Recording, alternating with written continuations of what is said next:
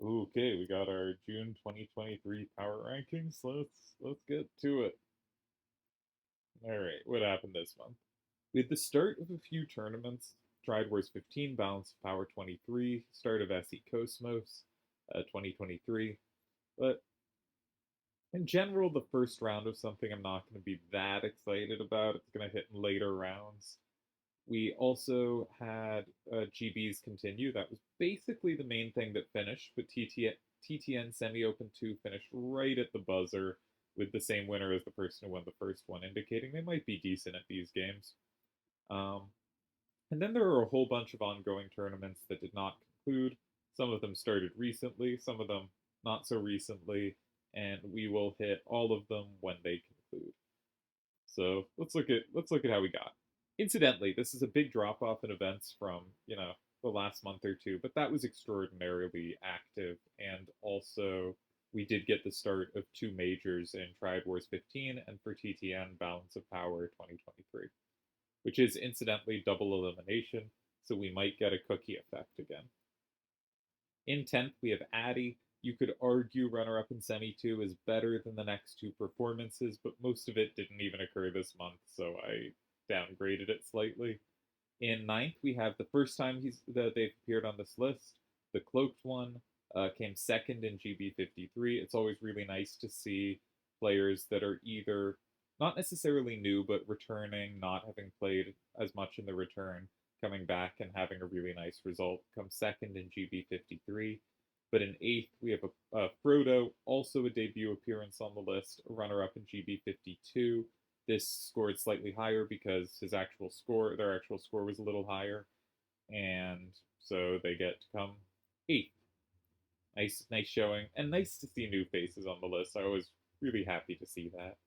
In seventh, we have DJ, who also got a runner up, and the reason I put him over these other second place finishes was because Triad Wars 15's his first round against Ellie impressed me so much. Those were five really good games. We will undoubtedly be looking at them for best match of the tournament.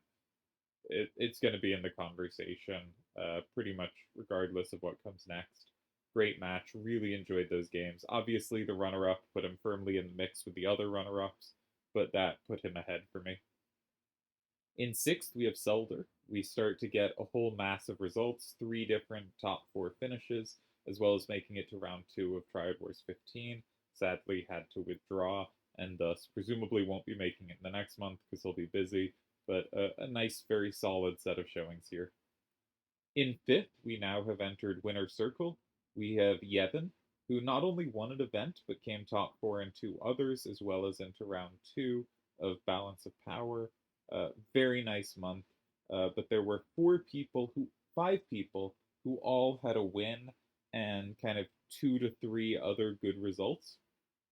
And they were all quite close, and Yevon happens to have the weakest supporting results of the bunch. But GB53, he got like 115, and second was like 107.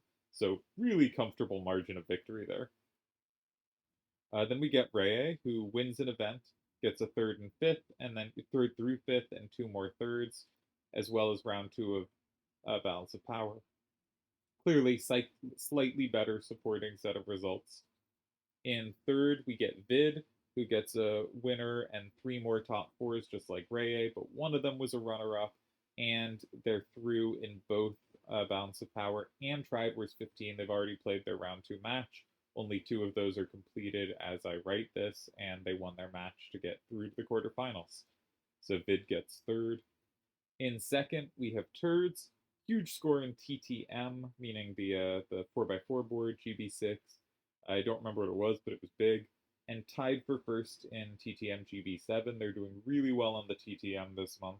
Third in TTN GB7 and tied third through fifth in GB52.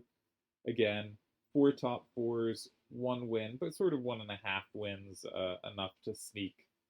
Not sneak, but like all these are close, right? If you move up one of Vid's results, maybe you get Vid to second. If you move down one of Turds' results, you drop Turd a slot, right? Turd's a slot. Yevon in fifth is not so far behind Turds in second. All five of these players did really well. Also into round two of Triad Wars 15.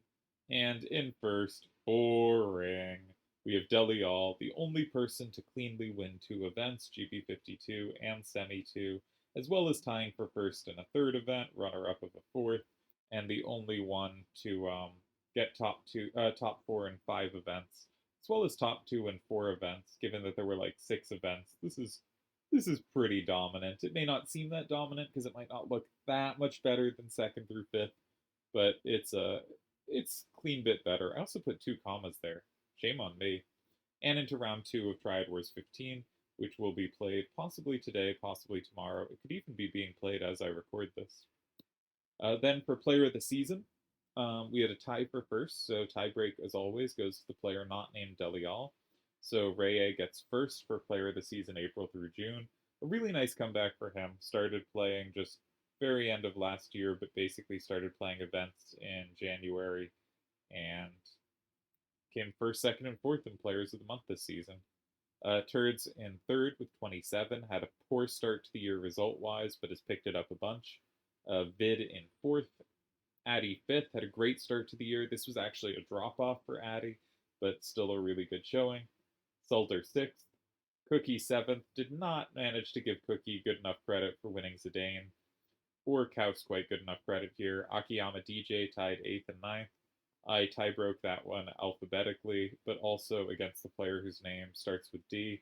To be honest, I counted it up wrong and then didn't realize they were tied when I adjusted the scores to be correct, so I didn't think about how to tie break that. And 10th is Yevon, who had finished the month nicely here, though otherwise was fairly quiet. And for a Player of the Year race, we have 10th, Yevon breaks into the top 10, boots me out, good job. In 9th, we have Kaus Debonair. In 8th, we have Zoom. In 7th, Vid moves up to 7th, moves up 2 spots. Sulder stays 6th. Addy drops a spot to 5th. Akiyama drops a spot to 4th as Turds fires his way into 3rd. Reye maintains 2nd. And Delial increases his lead for first by winning another Player of the Month. I was saying last month he had a lead of about 15, basically meaning, or he had a lead of 15, meaning for Reye to catch him, Reye would have to win Player of the Month, and Deli would have to sit out a month. Deli is the only player to never miss a Player of the Month. His less active months, his more active months, he's always made the Player of the Month.